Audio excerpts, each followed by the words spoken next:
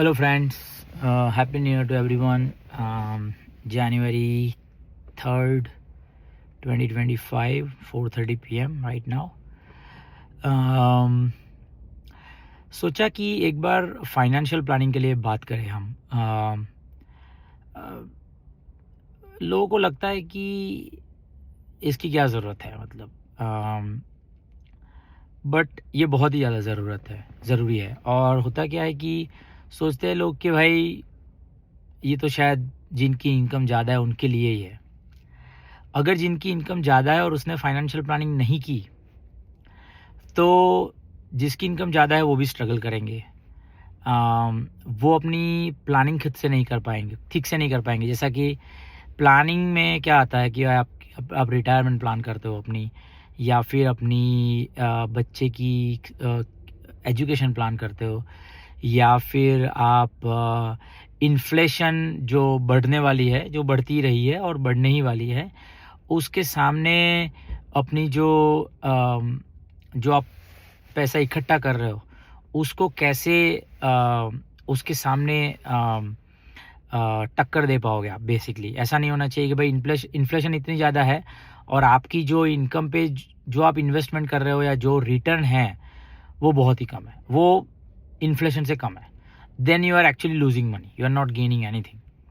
सो और एक बहुत ही इम्पॉर्टेंट पार्ट है फाइनेंशियल प्लानिंग का, वो है सिक्योरिटी ऑफ योर फैमिली. अभी सिक्योरिटी ऑफ द फैमिली कैसे करते हैं हम लोग कि भाई आज तो मैं अच्छा हूँ, ठीक हूँ, शायद किसी की इनकम भी बढ़िया होगी, आप सब कुछ सेट है, life is good. But life में इंसिडेंट्स होते हैं और वो आपको बता के नहीं होते. For example, cancer is one of the most prevalent disease right now और बहुत ही कॉमन है anywhere in the world. Accidents होते ही है, उससे किसी मना नहीं कर सकते. वो सब सिनारियो में आप कैसे आपकी फैमिली को सपोर्ट कर पाओगे, या फिर आप फैमिली के लिए क्या कर पाओगे जिससे उनकी लाइफस्टाइल पे कोई इम्पैक्ट ना हो. और एटलीस्ट ऐसा नहीं है कि भाई लाइफस्टाइल पे कोई इम्पैक्ट ना हो मतलब कि वो घर पे बैठे रहे और कुछ नहीं करना है उनको, नहीं, ऐसा नहीं है. They have to still earn, but एक बेस आप बना के जाओगे उनके लिए. सो ये सब फाइनेंशियल प्लानिंग का बेसिकली एक मोटा मोटा हिस्सा है. अभी फाइनेंशियल प्लानिंग के लिए आपको 2-3 चीज़ बहुत ही इम्पॉर्टेंट है, वो ध्यान रखनी है कि एक तो आप ना जहाँ पे भी आपके अकाउंट है और किसी भी टाइप के अकाउंट है, B it like savings account हो गया या फिर म्यूचुअल फंड अकाउंट हो गया या फिर कोई भी दूसरा account, home loan account for example, जो भी है आपके जितने भी अकाउंट है, मेक श्योर कि आपने वहाँ पे नॉमिनी डिक्लेयर किया है. अगर नहीं किया है तो ये वीडियो देखते देखते ही प्लीज़ कर दो. आप ये काम आप सबसे पहले करो. नॉमिनी डिक्लेयर करना इज़ मोस्ट इम्पॉर्टेंट, ठीक है. दूसरा है कि आप फैमिली को कैसे सिक्योर कर रहे हो. फॉर एग्जांपल, कल जाके कुछ होता है, इंसिडेंट होता है, you are not there, how is your family going to survive. उसके लिए भी कुछ प्लान्स है जो आप देख सकते हो, which is part of financial planning. It is called term insurance. Term insurance में भी बहुत टाइप के इंश्योरेंस आते हैं जिसकी हम बात अभी नहीं कर रहे हैं. If you have any question, message me, I can definitely help you. But अभी हम टर्म इंश्योरेंस की बात कर रहे हैं because we are talking about financial planning. और term insurance is not to make money, it is just to make sure that after you your family is good shape, they can survive, they can pay all your dues. So that is basically that kind of secures your family. तीसरी चीज़ आती है कि आपकी wealth कैसे बढ़ेगी. आप जो भी कमा रहे हो, you don't have to be not necessary कि you are earning too much.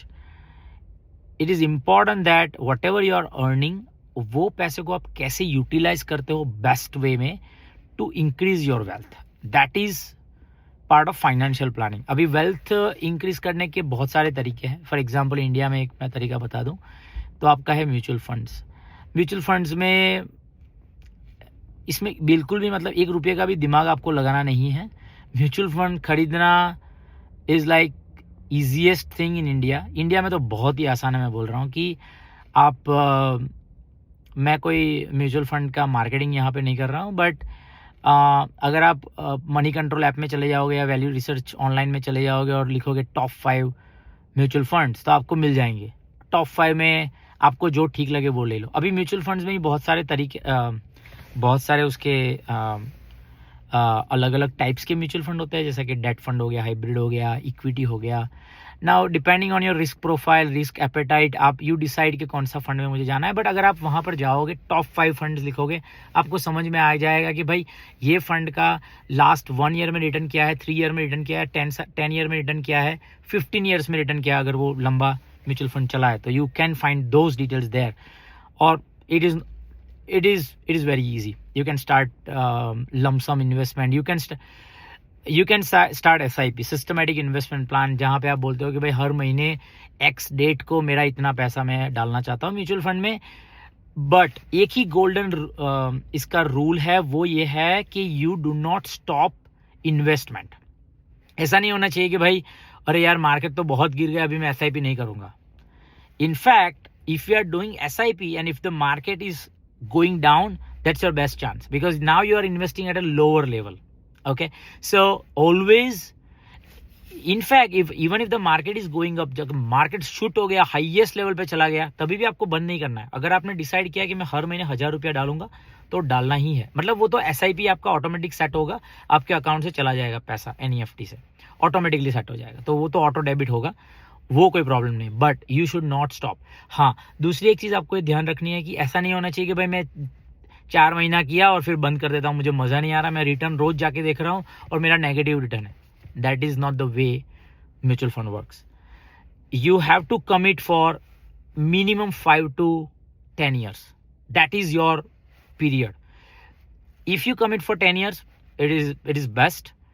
If you can at least commit for 5 years, it is also good. But आपका एक गोल होना चाहिए। फॉर एग्जाम्पल अगर 5 साल का गोल है, तो हो सकता है कि आपका 5 साल में कुछ पैसों की ज़रूरत है for probably to buy a house.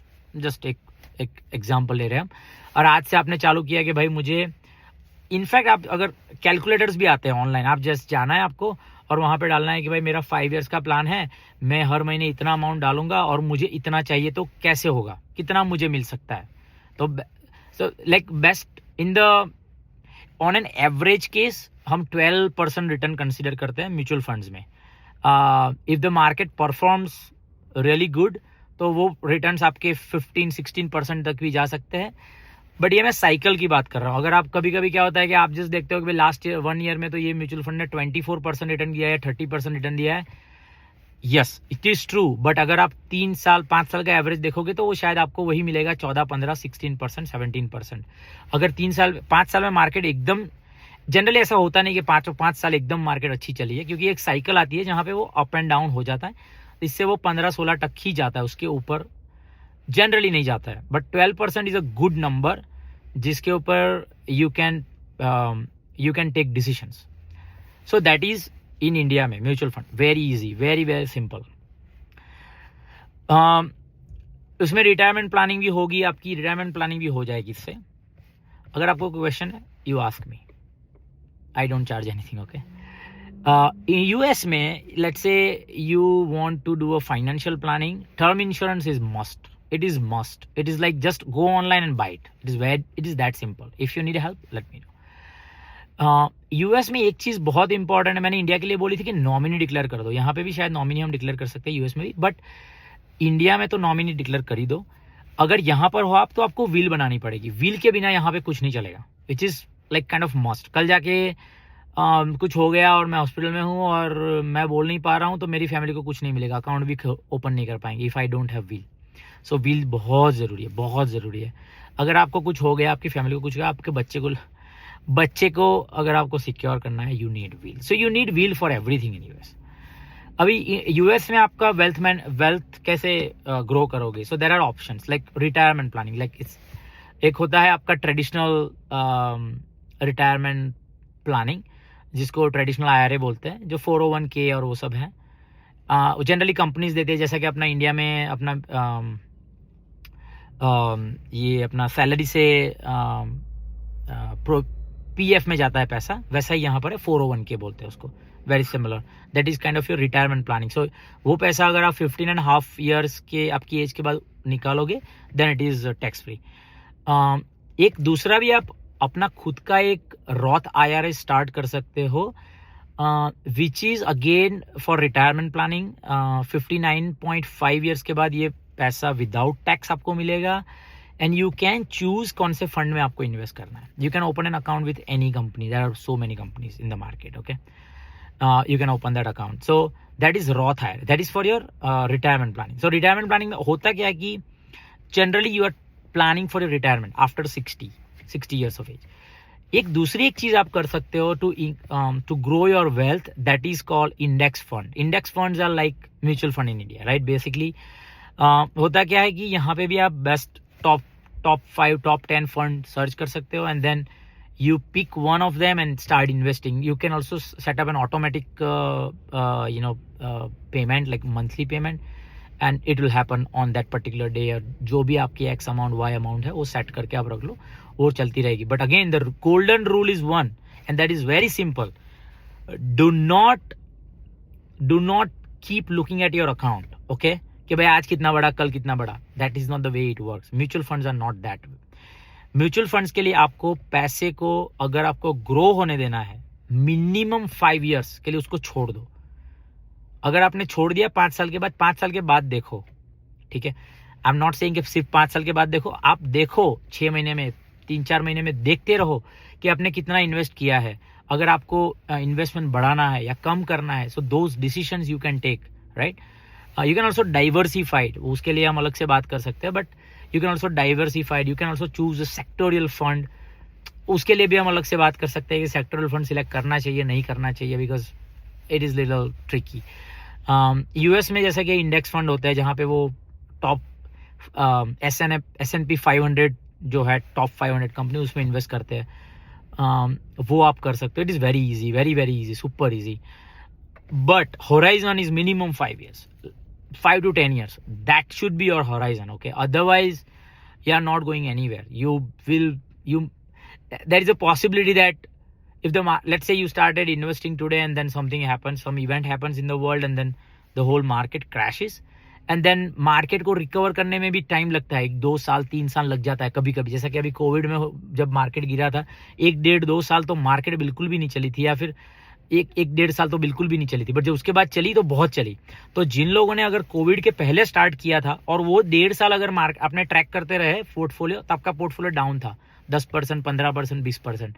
But उसके बाद अगर आपने इन्वेस्टमेंट कंटिन्यू रखी है तो आपका पोर्टफोलियो अभी होगा शायद 25% अप या 20% अप.